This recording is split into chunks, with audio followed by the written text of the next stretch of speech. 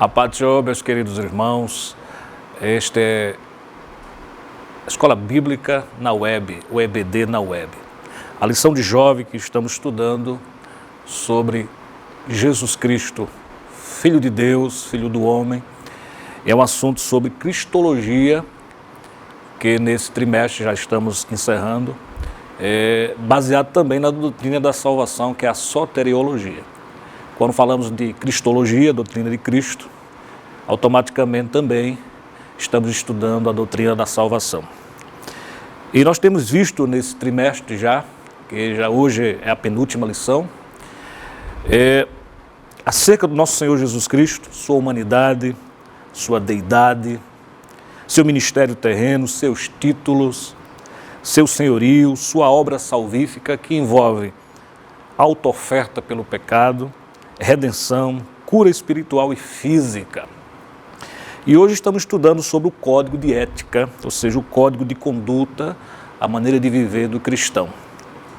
O último tema que será abordado neste trimestre será a segunda vinda de Cristo, fechando as 13 lições.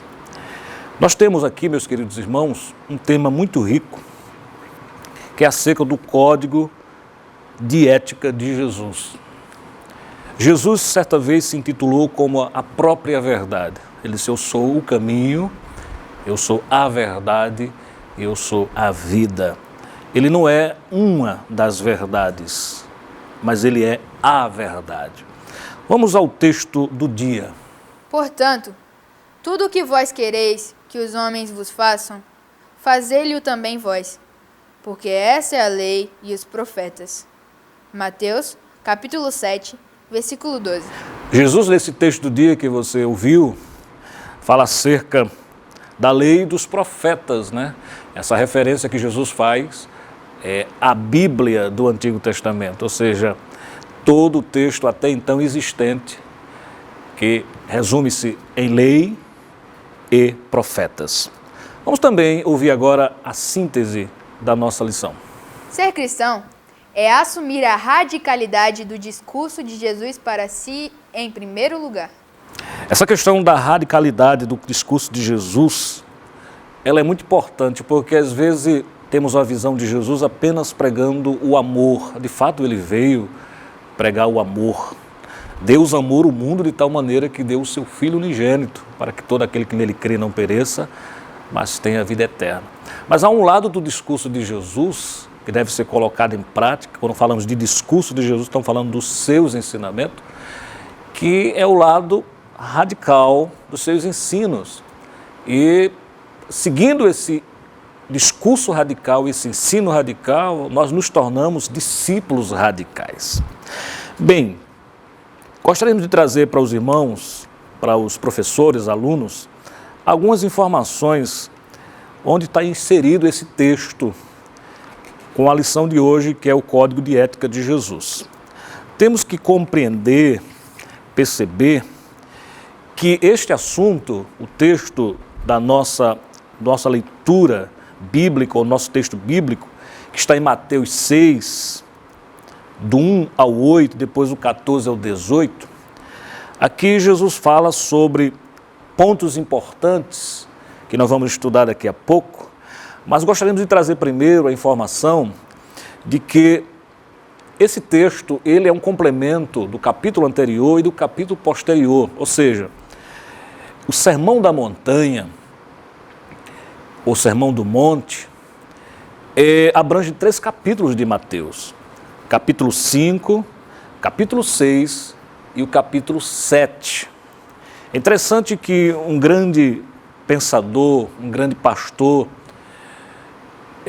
John Stott, ele diz algo interessante acerca desses 3 capítulos de Mateus 5, 6 e 7, onde está todo o discurso de Jesus, ou o Sermão da Montanha, que é o texto mais lido, o menos compreendido e o menos praticado de todos os ensinos de Jesus. Então é preocupante essa citação de John Stott, porque se ele é mais lido e não é tão compreendido, automaticamente ele não é tão praticado. Ora, Jesus não deixaria nenhum ensinamento que não pudesse ser praticado. Pelo contrário, os seus ensinamentos é para que nós possamos colocá-la em prática. Mas eu gostaria de trazer apenas, antes de entrarmos propriamente nos 2 pontos da lição, uma observação acerca desses 3 capítulos de Mateus, que todos eles formam o sermão de Jesus. Mateus 5, do 1 ao 12, Jesus traz as bem-aventuranças. Do 13 ao 16, ele fala da questão de sermos sal da terra e luz do mundo. 17 a 20, Jesus ressalta o valor da lei e dos profetas, que ele não veio revogar esta lei nem os profetas, mas veio cumpri-la. Versículos 21 a 48, Jesus fala acerca do homicídio, do adultério, dos juramentos, da vingança e do amor ao próximo. E é interessante que Jesus sempre diz: ouviste que foi dito, o que está escrito. Eu, porém, vos digo. Jesus não está aqui revogando o que foi escrito na lei e nos profetas, mas Jesus está trazendo uma apresentação mais explícita, mais clara, acerca dessas leis de Deus. Ele não está colocando nenhum adendo ao que já foi escrito, mas ele está mostrando valores muito mais elevados. É interessante que, diante disso, podemos observar que Jesus, certa vez, ele fala acerca, dentro desse texto que nós estamos aqui nos referindo, acerca do adultério. E quando ele fala acerca do adultério, ele diz que se alguém adulterar, deve ser trazido e a lei deve ser cumprida em relação a este pecado. Mas Jesus deixa no mesmo texto, deixa bem claro, que se alguém olhar para uma mulher, ele cita a figura do homem, né? Poderia também ser a figura da mulher em relação ao homem. Mas se um homem olhar para uma mulher e desejar no seu coração, ele já praticou o adultério mental. Não foi o adultério físico, a junção de 2 corpos, mas ele está falando do adultério mental. Então, ele ampliou o que a lei já falava. Continuando ainda acerca da explicação desses 3 capítulos, nós vamos agora para o capítulo 6, onde está inserido o texto da nossa lição de hoje. Nesse capítulo 6, do versículo 1 ao 4, Jesus fala da ajuda ao próximo. Os versículos 5 a 15 da oração, que é o assunto que estamos estudando. E os versículos 16 e 18 a 18 sobre o jejum. Depois nós vamos para o capítulo ainda 6, 19 a 21, ele fala do tesouros no céu, que segundo ponto da lição fala a questão desse tesouro, que não é um tesouro físico, não é um tesouro financeiro, monetário, né, mas é o segundo ponto da nossa lição.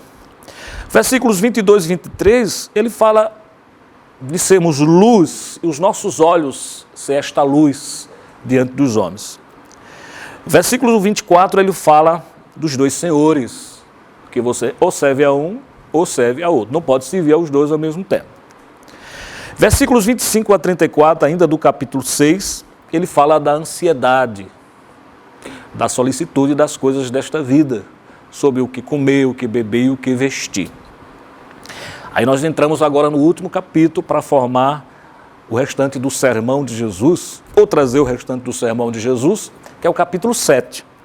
Capítulo 7, de 1 a 5, ele fala do juízo temerário, julgamento precipitado, que nós julgamos sem conhecer a causa, a essência, só pela aparência. Depois ele fala, versículo 6, sobre ouro e pérola, cães e porcos, de jogar ouro aos cães e pérolas aos porcos. Versículos 7 e 12, ainda do capítulo 7, fala da persistência na oração. Versículo 13, ele fala dos 2 caminhos, das 2 portas, caminho estreito, caminho largo, porta estreita, porta larga. Versículos 15 a 23, ele fala dos falsos profetas. Versículos 24 a 27, dos 2 fundamentos. E os versículos 28 e 29 é o fim do sermão. Então nós temos aqui em síntese, isso é uma questão até do professor, do aluno, daquele que estuda o assunto, ter esse contexto que envolve a lição de hoje, que tem a ver com esse código de ética de Jesus. Alguém já disse que se Jesus escrevesse, aliás, Jesus não escreveu, né? Jesus apenas pregou e ensinou. Mas isso que foi escrito acerca dos ensinamentos de Jesus, ou esta parte do ensinamento de Jesus que Mateus deixa bem clara, bem explícita escrita na sua pena, se apenas fosse isso que fosse registrado dos ensinos de Jesus, seria o suficiente para a gente viver aqui na terra e um dia chegar no céu. Porque esses 3 capítulos de Mateus, esse Sermão do Monte, no início do seu ministério, traz todas as informações básicas para a gente viver em relação a nós mesmos, em relação ao nosso próximo, a desenvolvermos o amor, né, que é a principal meta do Evangelho, é trazer-nos de volta a este amor de Deus e vivenciarmos este amor. Não apenas falarmos de amor como uma coisa teórica, porque amor teórico não existe. O amor de fato só existe se for prática. Então, meus queridos irmãos, trazendo essa explicação, nós vamos um pouco agora entrar nos 2 pontos da nossa lição de hoje. Primeiro fala das esmolas, da oração e do jejum. Jesus deixa claro aqui, Jesus, nesse texto, ele traz a figura dos fariseus, que é chamado por ele de hipócrita. Nós sabemos que o hipócrita, essa expressão hipócrita, isso remete ao teatro grego, né? Ao uso de máscara, personagens que eram apresentados por um ator e ele mudava de acordo com a mudança do enredo, a mudança da cena, né? Ou seja, o personagem podia representar mais de uma figura, mais de uma cena, e essa mudança fazia desta pessoa o hipócrita, porque ele não era aquilo, ele podia ser aquilo agora e ser outro personagem depois. Então, quando Jesus os trata de hipócrita, está falando que eles eram atores, que eles interpretavam essa espiritualidade aparente, não é isso? E os fariseus sempre estavam no encalço de Jesus, sempre procurando ir de encontro aos ensinos de Jesus, porque eles de fato eram hipócritas. E Jesus mostra que as suas esmolas, a doação de bens para pessoas necessitadas, era um espetáculo. As suas orações nas praças era um espetáculo também. E o jejum que ele fazia de uma forma que as pessoas entendiam que ele estava jejuando. É interessante que neste sermão de Jesus, o Sermão do Monte, Jesus, quando fala de ser sal, de ser luz, não é isso? Ele deixa bem claro que esses valores de ser sal e luz, que não é o assunto de hoje, mas como nós estamos trabalhando dentro do sermão, Jesus disse que esses valores do cristão, do servo de Deus, do discípulo dele, deve ser explícito, deve ser revelado. Ele diz que não pode se ocultar a luz. E o sal, ele tem que ser aquele que tem o poder de equilibrar os sabores, né? Porque alguém diz que sal, ele dá sabor. Sal, ele equilibra os outros condimentos para dar sabor à comida, à alimentação. Então, Jesus deixa claro, dentro dos seus ensinos, que tanto o sal como a luz são valores cristãos que devem ser revelados ao mundo. Ele deixa claro que quando esses valores são revelados ao mundo, o nome do Senhor é glorificado.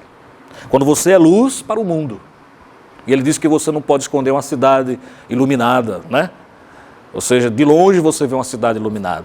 A gente viajando às vezes hoje, é verdade que a iluminação hoje é elétrica, na época era através da combustão de algum líquido, mas quando você chega a certa distância, você está numa montanha e vai descendo, ou você está numa parte baixa e tem uma montanha onde está essa cidade, você consegue enxergar as luzes da cidade ao longe. Jesus disse que você não esconde uma cidade iluminada. É uma coisa, a luz dentro de uma casa, você não pode colocar uma lâmpada. Na época de Jesus, a lâmpada era com azeite, né? Você não pode colocar a lâmpada no velador e cobri-la. Você tem que deixar ela exposta para iluminar, trazer luz a um ambiente. Então Jesus disse que a nossa luz deve ser vista pelos homens.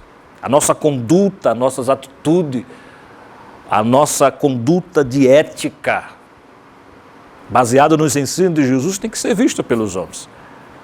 Não é verdade? E o sal, ele fala de sal da terra e luz do mundo.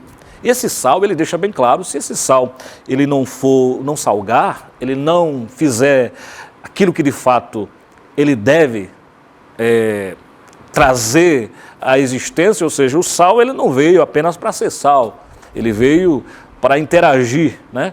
Para agir. E a sua ação é o quê? Salgar, é equilibrar. É bem verdade que o sal na época de Jesus e em épocas passadas ele tinha outro valor muito maior, né? O sal já foi moeda de troca, não é isso?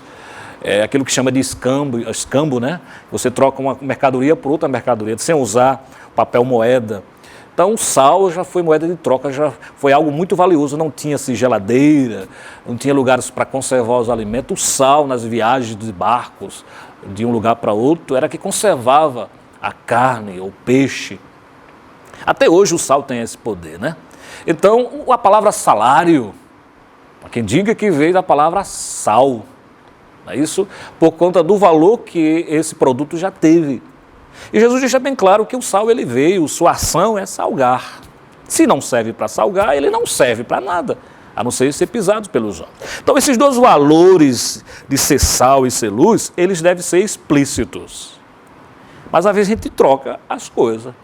Isso que Jesus ensinou, que ser sal e luz, lá em Mateus 5, do 3 ao 16, que deve ser explicitado para aqueles que estão à nossa volta, nós estamos trocando por essa questão de orar, jejuar e fazer o bem a alguém.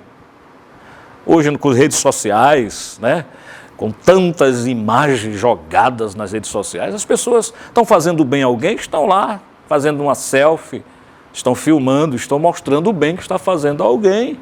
Olha, porque aquilo, quer dizer, aquela pessoa é muito bondosa, ela está ajudando alguém, olha, está assistindo a alguém. Olha, aí publicou nas redes sociais, todo mundo viu, corre o mundo. Então, está mostrando e revelando aquilo que deveria ocultar, porque o texto deixa bem claro, e nós vamos ler agora, Mateus 6, versículo 4, acerca das esmolas, ele diz: para que tua esmola seja dada ocultamente, e o teu pai, que vê em secreto, saiba de uma coisa, tudo que nós fazemos, Deus vê. Deus vê e Deus pesa. E Deus julga, Ele vê, Ele pesa e julga. E a palavra julgamento tem a ver com resultado ou recompensa, né? Aí diz assim: para que a tua esmola seja dada ocultamente, e teu pai que vê em secreto te recompensará publicamente. Acerca da oração, ainda no capítulo 6, versículo 6, ele diz: mas tu, quando orares, entra no teu aposento, fechando a tua porta, ora ao teu pai, que vê o que está oculto. E teu pai, que vê o que está oculto, te recompensará. E acerca do jejum, capítulo 6 de Mateus, versículo 18, ele diz: para não pareceres aos homens que jejuas, mas sim a teu pai que está no oculto. E teu pai que vê o que está oculto, te recompensará. Eu vou ler de novo esse texto melhor. Versículo 17 e 18. Porém tu, quando jejuares, unge a tua cabeça e lava o teu rosto, para não pareceres aos homens que jejuas, mas sim a teu pai que está oculto, e teu pai que vê o que está oculto, te recompensará. Então, esses valores aqui, essa prática aqui, dentro do ensino de Jesus no Sermão do Monte, né, que é o manifesto do reino. O Sermão do Monte é um manifesto do reino de Jesus. Não é este reino visível, físico, porque ele deixou bem claro quando disse ao representante do Império Romano que o reino dele não era deste mundo. O reino primeiro vem aos corações dos homens, transformar a vida dos homens. É bem verdade que o reino de Jesus um dia será evidenciado diante de todo mundo, mas isso é futuro. Toda a terra entenderá e perceberá quando Jesus reinar sobre ela a grandiosidade deste reino. Por enquanto não, porque algumas coisas ainda estão aqui. E na restauração de todas as coisas, ele reinará sobre todas as coisas. Isto está profetizado e vai se cumprir a seu tempo. Mas este reino hoje, que na oração, que dentro do texto que estamos estudando, fala da oração, né? E a oração dominical, ele diz: venha a nós o teu reino. Este reino que vem para nós, atingindo o nosso corpo, mas atingindo também a nossa alma e o nosso espírito. Mas esse reino um dia será evidenciado. Só que dentro dos valores desse manifesto do reino, nós temos esses 2 pontos principais. E já partindo para a finalização, quando falamos acerca das esmolas, ou do bem, ou da ajuda que você dá a alguém, o Senhor deixa bem claro que você não pode fazer como os fariseus, que faziam para se exibir, não cumprindo, porque ao invés de fazer voluntária e espontaneamente, se tornou meras expressões ritualísticas, performáticas, apenas representações. O Senhor não quer que sejamos atores representando. O Senhor quer que vivamos o Evangelho de uma forma que o que falamos, o que pensamos e o que realizamos seja a essência deste Evangelho. Então, acerca das esmolas, acerca da oração e acerca do jejum.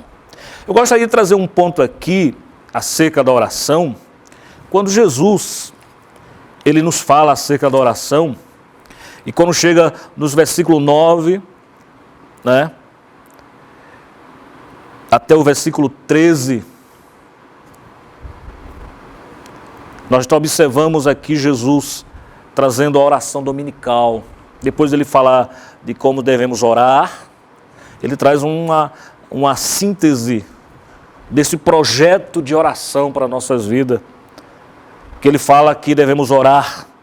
Portanto, vós orareis assim: Pai nosso que estás no céu, santificado seja o teu nome, venha o teu reino, faça-se a tua vontade, assim na terra como no céu. O pão nosso de cada dia dá-nos hoje, e perdoa-nos as nossas dívidas, assim como nós perdoamos ou temos perdoado aos nossos devedores. E não nos deixe cair em tentação, mas livra-nos do mal, pois teu é o reino, o poder e a glória para sempre. Amém. Jesus não nos ensinou a termos uma reza. Não é memorizar isso aqui e orar todas as vezes isso aqui como se fosse uma reza. Essa palavra rezar e orar, na nossa língua portuguesa, tem aplicações diferentes. Quando você vai para o inglês, não é tão diferente, porque a palavra orar em inglês é pray. E às vezes, quando você até assiste um filme, quando se fala orar, a tradução é rezar. Mas a palavra pray em inglês é orar de fato. A reza em si, na nossa etimologia, ou da etimologia da língua portuguesa, tem a ver com aquilo que você decora, que você repete, você já sabe. Já a oração que Jesus ensina nesse capítulo 6, quando você for orar, entra no teu quarto, faça a tua oração, Jesus está dizendo que você vai orar de acordo com as circunstâncias, com as dificuldades, os problemas que você está vivenciando, ou com aquilo que você está passando, ou se é uma oração intercessória por alguém que você vai fazer, ou que você vai agradecer por uma bênção recebida, a oração de gratidão. Seja qual for a forma da oração que você esteja fazendo, vai ser de acordo com o momento. Você não precisa repetir. Aqui Jesus traz o arcabouço, as ideias principais que devem envolver a oração. Sempre colocar Deus em primeiro lugar. Pai Nosso. E quando ele fala Pai Nosso, você não está sendo egoísta quando ora. Você vai dizer, meu Pai. Você vai dizer, o Pai que é meu também é dos demais. Pai Nosso que estás no céu. E aqui ele começa a desenvolver o arcabouço desta oração. Não é um modelo de reza, porque no texto anterior, eles, quando orar, não faça feito os fariseus, que têm suas orações decoradas, ou seja, decorebas, e repete essas orações, achando que fazendo isso muito será ouvido. Jesus cortou radicalmente essa atitude. E nós partimos para a última parte, dentro desse primeiro ponto, que é acerca do jejum. O jejum é um reconhecimento de que o seu corpo tem um senhorio sobre ele. Que não é a sua vontade de comer que manda em você, mas você que ordena esta vontade. O jejum, ele tem na Bíblia aplicações diversas, não vamos entrar em detalhes, aí tomaríamos muito tempo, mas desde o Antigo Testamento, como no Novo Testamento, há quem diga que no Novo Testamento não precisa jejuar, né? Há até quem diga que no Novo Testamento não precisa orar, mas precisamos orar e precisamos jejuar. Jesus teve o seu ministério, no seu ministério, exemplos de oração e jejum. E deixou claro esse ensino para nós. Acabei de falar há poucos minutos que aqui está, capítulo 5, 6 e 7, o manifesto deste reino que está entre nós. E este reino para a igreja. Enquanto a igreja estiver na terra, ela tem que estar sendo observadora desses ensinos de Jesus. Então, jejum também faz parte da vida cristã. E quando nós jejuamos, nós devemos fazer isso em secreto. Tem pessoas que jejuam e fazem uma propaganda, né? Chega na casa de alguém e vê um prato de comida ou um prato típico que ele gosta tanto, aí ele faz uma propaganda, eu queria comer, mas infelizmente, mas por que não vai comer? Porque eu estou jejuando. Aí faz disso um ar de santidade. O Senhor não quer isto. O Evangelho veio para tirar todas essas capas, essas camadas. O Evangelho veio para a gente ser verdadeiro, genuíno nos nossos pensamentos, repito, nas nossas palavras e nas nossas ações. Acerca dos tesouros no céu, que é a segunda parte, e aqui há duas perguntas interessantes. Que tesouro é esse? O que é entesourar? É administrar nossos bens, a nossa vida, as nossas ações, e essas ações, os nossos bens, as nossas obras, possa ter no céu um lugar que seja guardada, porque um dia será, de fato, julgada nossas ações diante de Deus. Nós, assembleanos, nós cremos, na nossa base doutrinária, que nós teremos um julgamento quando a igreja for arrebatada. Todos os crentes passarão pelo julgamento. Esse julgamento não é para condenação, não é o julgamento do grande trono branco, onde serão julgados povos, línguas, nações. Esse julgamento é o julgamento da igreja, dos membros do corpo de Cristo que foram arrebatados ou que serão arrebatados no futuro. É o bema, ou seja, um julgamento onde você passará não para ser condenado, mas para receber galardões. E a Bíblia deixa claro que o Senhor vem, com ele está os galardões. E esse galardão será dado a cada um conforme a sua obra, conforme a sua vida, conforme as suas práticas como servo de Deus. Então, esse tesouro no céu tem a ver com as nossas ações.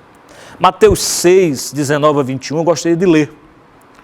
Diz assim o texto: não acumuleis para vós outros tesouros sobre a terra, onde a traça e a ferrugem corrompem ou corroem, e onde ladrões escavam e roubam, mas ajuntai para vós outros tesouros no céu, onde a traça nem ferrugem corrói, e onde ladrão não escavam nem roubam, porque onde está o teu tesouro, aí estará também o teu coração.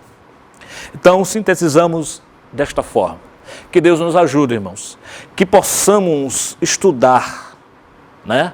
Não apenas ler tanto, estudar tanto o Sermão da Montanha e não praticá-lo, mas que possamos estudar capítulo 5, capítulo 6 e 7 de Mateus e colocá-los em prática.